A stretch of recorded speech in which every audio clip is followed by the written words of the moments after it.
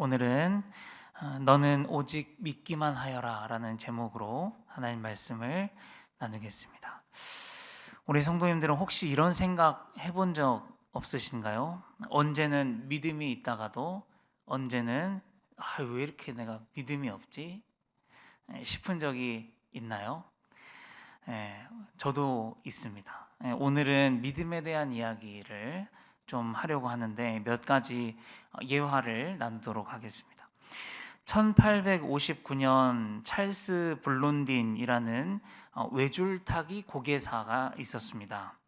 그는 캐나다에 있는 나이아가라 폭포 위를 외줄로 건너는 위험천만한 공연을 선보였습니다. 무수히 많은 사람들 앞에서 외줄을 타고 건너가며 다양한 묘기를 선보였습니다. 사람들은 그의 놀라운 재능에 열광하며 박수를 보냈습니다. 그런 후에 블론디는 청중에게 이렇게 물었습니다.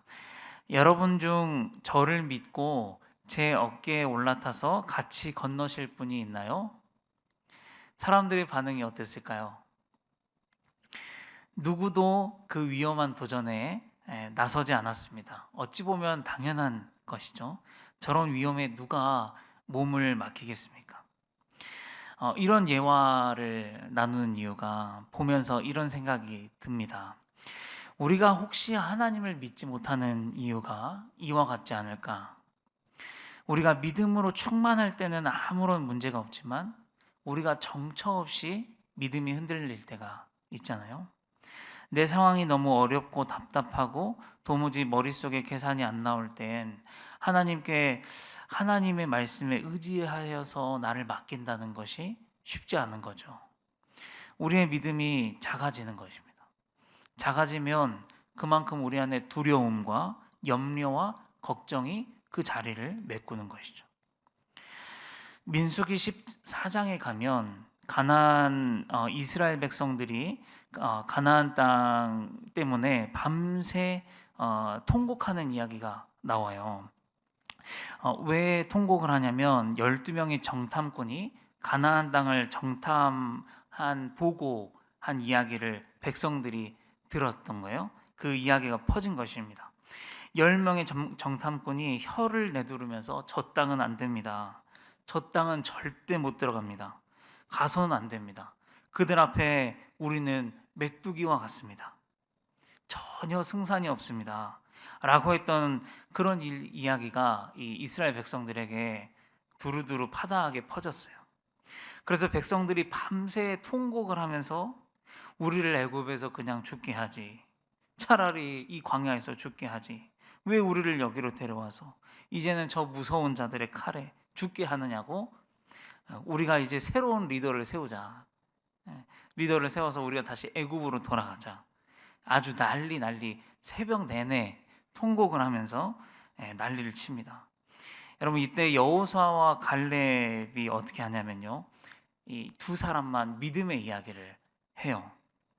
그 땅은 심히 아름다운 땅이라 여호와께서 우리를 기뻐하시면 우리를 그 땅으로 인도하여 들이시고 그 땅을 우리에게 주시리라. 다만 여호와를 거역하지는 말라. 그 땅 백성을 두려워하지 말라. 그들은 우리의 먹이라. 이 믿음의 말을 해요. 그런데 이 말을 들은 백성들은 다시 돌을 들어가지고 이 여호수아와 갈렙을 치려고 하는 거죠. 이런 백성들의 믿음 없는 이 백성들을 보신 하나님께서 이런 말씀을 하십니다. 이 백성이 어느 때까지 나를 멸시하겠느냐? 내가 그들 중에 많은 이적을 행하였으나 어느 때까지 나를 믿지 않겠느냐? 그러므로 내가 살아있는 것과 여호와의 영광이 온 세계에 충만할 것을 두고 맹세하노니 내 영광과 애굽과 광야에서 행한 내 이적을 보고서도 이같이 10번이나 나를 시험하고 내 목소리를 청종하지 아니한 그 사람들은 내가 그들의 조상들에게 맹세한 땅을 결단코 보지 못할 것이요 또 나를 멸시하는 사람들은 한 사람도 그것을 보지 못하리라. 이렇게 이야기합니다. 여러분 이게 무슨 말인가요? 아무리 본인들 앞에 넘기 어려워 보이는 성이 있다지만 기골이 장대한 사람들이 있다지만 그래서 우리의 믿음이 정처 없이 흔들릴 만한 상황이라고 하지만 거기에서 믿음 잃어버리면 어떻게 된다는 거예요? 오히려 가나안 땅에 못 들어간다는 거죠. 여러분, 이스라엘 백성들이 40년 동안 광야에서 뺑뺑이를 돌았던 이유가 바로 이 사건 때문에 그렇습니다. 저들이 하나님을 믿지 못함으로 말미암아 원래라면 11일 만에 통과할 수 있는 광야를 40년 동안 뺑뺑이를 돈 거예요. 돌면서 뭐 하냐면 믿음 훈련 하는 것입니다. 하나님이 그러셨잖아요. 그리고 너희들 중에 믿지 아니한 사람들, 나를 멸시한 사람들, 그래서 애굽으로 돌아가자고 새벽 내내 난리쳤던 너희들 한 사람도 가나안 땅에 못 들어갈 거다. 여러분, 근데 진짜 못 들어가요. 출애굽 1세대가 광야에서 다 죽잖아요. 네, 그리고 오직 그때 믿음의 말을 했던 여호수아와 갈렙만 들어가요. 여러분, 이 이야기가 우리에게 주는 경종이 작지 않습니다. 오직 의인은 믿음으로 말미암아 산다는 말이 왜 나왔는지, 얼마나 중요한지가 이해가 되는 것이죠. 여러분, 우리가 오늘날에 정말 필사적으로 지켜야 할 것이 있다면 그것은 바로 믿음입니다. 모든 것을 다 잃어버린다 해도 필사적으로 지켜야 할 것이 바로 하나님을 향한 굳건한 믿음입니다. 오늘 말씀도 그와 같은 맥락입니다. 오늘 말씀 내용 보면 사마리아에 아람 군대가 또 쳐들어와서 사방을 포위했습니다. 시간이 많이 지났나 봐요. 사마리아 성 안에 먹을 것이 다 떨어져 버렸습니다. 그래서 물가가 폭등을 했어요. 나귀 머리가 하나에 은 80세겔, 한국 돈으로 91만 2천 원에 팔렸고, 비둘기 똥의 4분의 1 값이 5만 7천 원에 말도 안 되게 팔렸다는 것이죠. 먹을 게 없는 거예요. 그런데 여러분, 이것마저 다 떨어지니까 참 나쁜 사람들인데 자기 자식들을 먹기 시작했다는 것입니다. 정말 자기 자식들을 먹었을까? 찾아봤어요. 그런데 정말 자기 자식들을 먹었다는 기록이 있습니다. 그러니까 무슨 뜻이냐면 그만큼 사마리아가 완전한 고립과 극한의 상황에 직면했다는 것을 의미하기도 하는데, 다른 부분에서도 또 나와요. 말씀을 한번 읽어보겠습니다. 신명기 28장 53절입니다. 시작. 내가 적군에게 애워싸이고 맹렬한 공격을 받아 곤란을 당함으로 내 하나님 여호와께서 내게 주신 자녀 곧 내 몸의 소생의 살을 먹을 것이라. 하나님이 하신 말씀입니다. 신명기에. 자, 그리고 또 실제로 먹었다는 기록이 예레미야 애가 4장에 나옵니다. 시작. 딸 내 백성이 멸망할 때에 자비로운 부녀들이 자기들의 손으로 자기들의 자녀들을 삶아 먹었도다. 네, 진짜로 삶아 먹었어요. 이것은 바벨론에 의해서 멸망을 당하기 전에 포위되었을 때 이렇게 했다는 것이죠. 하여튼 오늘 이 본문의 사마리아 사람들의 상황이 정말로 자기 자식들까지 삶아 먹어야 할 정도로 위태로웠다, 극단적이었다라는 것인데, 여러분, 사실 이 정도가 되면, 이 정도로 어렵고 이 정도로 힘들면 뭐 해야 돼요? 누구의 바짓가랑이를 붙잡아야 됩니까? 하나님의 바짓가랑이를 붙잡아야죠. 그런데 오늘 본문을 가만히 이렇게 들여다보면요, 사마리아 사람들 입에서 하나님의 하자도 안 나와요. 계속 자기들끼리 해결하려고 합니다. 자기 자식들을 잡아먹으면서까지도 하나님을 찾지 않는 모습이 보이는 것이죠. 여러분, 그때 누가 이제 지나가냐면 이스라엘 왕이 지나가요, 성 위를. 그래서 사마리아 사람 중에 여자가 이스라엘 왕에게 이렇게 말을 하는 거죠. 우리를 좀 살려달라고, 우리를 좀 도와주라고. 근데 왕도 별 수가 없는 것입니다. 내가 지금 이 마당에 너를 무엇으로 도우랴? 타작 마당으로 돕겠냐? 포도주 틀로 돕겠냐? 나도 할 수 있는 게 없다. 그래, 근데 문제가 뭐냐? 한번 드러나 보자. 이렇게 하는 거죠. 우리가 이야기를 합니다. 지금 상황이 이러이러해서 우리 자식들까지 잡아먹고 있습니다. 왕이 그 이야기를 듣더니 옷을 찢고 그 책임을 누구한테 돌리냐면 엘리사와 하나님께 돌립니다. 어떻게 엘리사와 엘리사의 하나님이 우리한테 그럴 수가 있냐? 어떻게 우리를 이렇게 힘들게 할 수가 있냐? 우리가 이 지경이 되도록 우리를 어떻게 돕지 않을 수 있냐? 그래서 이렇게 이야기를 해요. 오늘 엘리사의 목이 붙어 있으면 하나님이 나에게 벌을 내리실지로다. 화가 이빨이 나가지고 지금 그렇게 이야기를 하는 겁니다. 여러분, 지금 이스라엘 백성들이든 왕이든 뭐 하고 있어야 되냐면 상황이 어렵지만 하나님께 나아가서 하나님 붙들고 기도해야죠. 믿음을 더욱 굳건하게 하고 하나님의 선하심과 하나님의 능력을 의지해야죠. 그런데 원망하고 있습니다. 말씀을 몇 개만 읽어보면 이들이 어떻게 하고 있는지를 알 수 있습니다.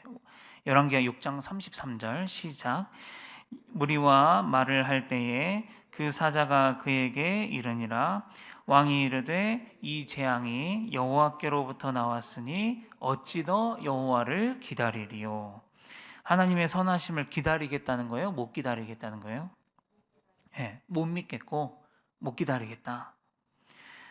이렇게 이야기하죠. 또 왕이 의지하는 장관이 뭐라고 하냐면 이렇게 이야기합니다. 시작. 한 장관이 하나님의 사람에게 대답하여 이르되 여호와께서 하늘에 창을 내신들 어찌 이런 일이 있으리요 하더라. 어찌 그런 일이 있으리요. 하나님을 완전히 무시하는 발언이죠.